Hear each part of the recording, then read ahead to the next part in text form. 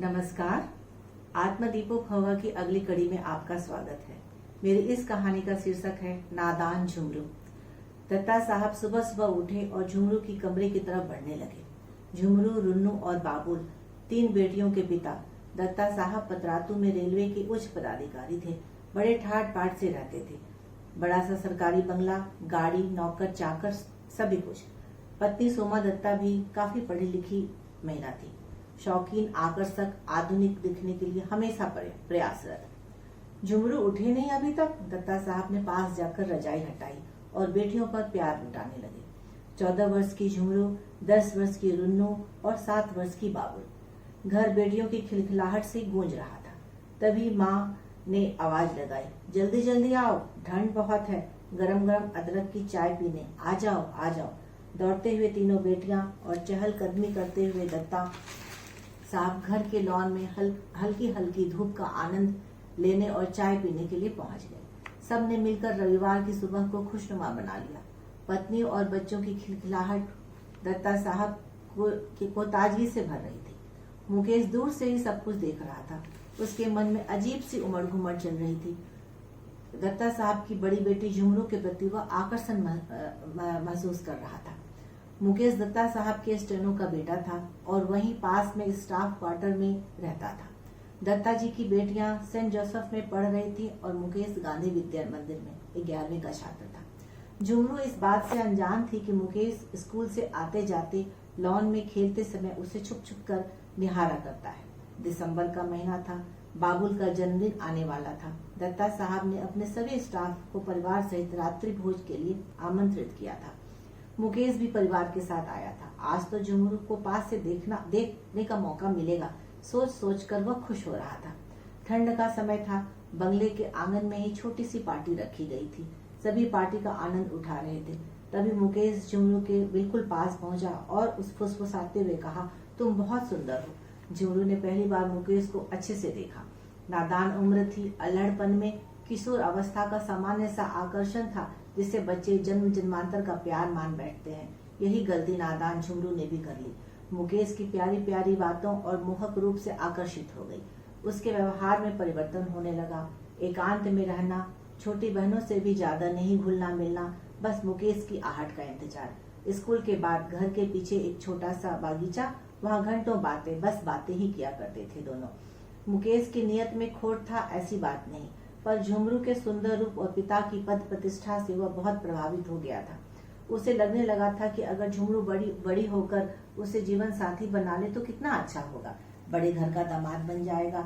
एक तो सुंदर जीवन साथी, दूसरी ओर दत्ता साहब की कृपा दृष्टि भी बनी रहेगी। जीवन में कुछ न कुछ तो अच्छा कर ही लेगा। अपने पिता के साधारण कर्मचारी होने का उसे अफसोस होता रहता था, वो भी खत्म हो जाएगा। इन सब बचकानी बातों को मन में रखकर वह झुमरू के साथ अपनी प्रेम कहानी को आगे बढ़ाने लगा। धीरे धीरे 1 साल गुजर गया। वैलेंटाइन डे आने वाला था। झुमरू को खुश करने के लिए मुकेश नए नए तरकीबें सोच रहा था। झुमरू ने भी अपने पॉकेट मनी से पैसे बचाने शुरू कर दिए थे। मुकेश पिता के पास गया और बोला, पापा मुझे 1000 रुपये चाहिए। एक दोस्त का जन्मदिन है, अच्छा सा उपहार खरीदना है। 1000 रुपये क्यों? पिता ने कहा, 500 रुपये रख लो। 1000 बहुत होता है। उपहार देने वाली की नियत देखी जाती है, कीमत नहीं। मुकेश 500 रुपया लेकर बाजार चला गया और एक सुंदर सा दुपट्टा झुमरू के लिए खरीद लाया। दोनों ने वैलेंटाइन डे पर एक दूसरे को उपहार देकर प्यार को प्रगाढ़ करने की कोशिश की। रुन्नू और बाबुल को कुछ समझ में आ रहा था। दीदी अब स्कूल के बाद सारा वक्त मुकेश को ही देती है। पहले की तरह अब उन दोनों को प्यार भी नहीं करती, साथ में समय भी नहीं बिताती। अब बात माँ के पास पहुंच गई थी। रुन्नू ने खाने के टेबल पर झुमरू का भांडा फोड़ दिया।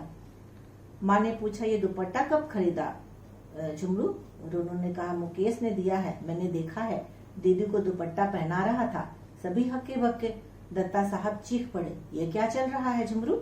10वीं की बोर्ड परीक्षा आने वाली है और पढ़ाई की जगह पर ये क्या लैला मजनू का खेल खेला जा रहा है, वो भी मेरे स्टाफ के बेटे के साथ। सोमा, तुम क्या करती रहती हो? पिछले 1 साल से तुम्हारे बेटी को कोई बहला फुसला रहा है और तुम्हें पता ही नहीं। दत्ता साहब ने कहा, पता कैसे चलेगा? कभी रम्मी तो कभी किट्टी पार्टी तो कभी सिनेमा, इन्हीं सब में तो व्यस्त रहती हो। मैं तो ऑफिस के कामकाज में व्यस्त रहता हूँ और वे फट पड़े थे। सिर पकड़कर बैठ गए। आंखों के आगे बच्ची का अंधेरा भविष्य दिख रहा था। उन्हें पता नहीं था कि किशोरावस्था में बच्चों को बड़े प्यार से संभालने की जरूरत होती है। अपना पराया नहीं समझ पाते हैं बच्चे। मीठी मीठी बातों और प्यार जहाँ नजर आता है वहीं अच्छा बुरा में भेद नहीं कर पाते हैं। दत्ता साहब ने झुमरू को समझाया, पर सोमा बहुत सख्ती से पेश आई। मुकेश से मिलना जुलना बंद, स्कूल भी बंद करवा दिया और घर में बिल्कुल कमरे में बंद कर दिया। अब मैं बताती हूँ तुम्हें। 2-4 थप्पड़ भी रसीद दी। ज्यादा सख्ती की वजह से दोनों बच्चों पर विपरीत प्रभाव पड़ा और वे भी दूर जाने के बजाय और भी नजदीक आने की कोशिश करने लगे। परिणाम स्वरूप दोनों ने घर से भागने का फैसला कर लिया। मुकेश की 12वीं की परीक्षा सामने थी, झुमरू की 10वीं की परीक्षा होने वाली थी, पर परीक्षा की चिंता छोड़ दोनों पतरातू बस अड्डे से बस पकड़कर रांची की तरफ निकल भागे। पास में थोड़ा बहुत सामान और थोड़ा बहुत पैसा, बस। दोनों बच्चे आगे पीछे सोचे बिना घर से बाहर निकल पड़े, एक असुरक्षित दुनिया की ओर, जहाँ कोई अपना नहीं, कोई शुभचिंतक नहीं। डरे सहमे से रांची बस अड्डे पर खड़े थे 2 किशोर बच्चे, जिन्हें आगे कहाँ जाना है ये भी पता नहीं था। झुमरू ने मुकेश से कहा, मुझे भूख लगी है, अब कुछ खाने का सामान ले आओ। मुकेश, अच्छा अभी लाया, कहकर मुकेश निकला और पीपल की पेड़ की आड़ में छुपकर झुमरू को देखने लगा और सोचता रहा। वह सोच रहा था कि मैं 17 वर्ष का और झुमरू 15 साल की, कैसे हम सारी उम्र साथ बिता पाएंगे। न रहने को घर, न खर्चा करने के लिए पैसा, न ही सुरक्षा देने वाले माता पिता। ये हम लोगों ने क्या कर डाला? किस मुसीबत में मैंने झुमरू को डाल दिया? घंटा भर होने को था, मुकेश पीपल की छांव में ही बैठा रहा। झुमरू भी की घबराहट और बेचैनी को देख रहा था।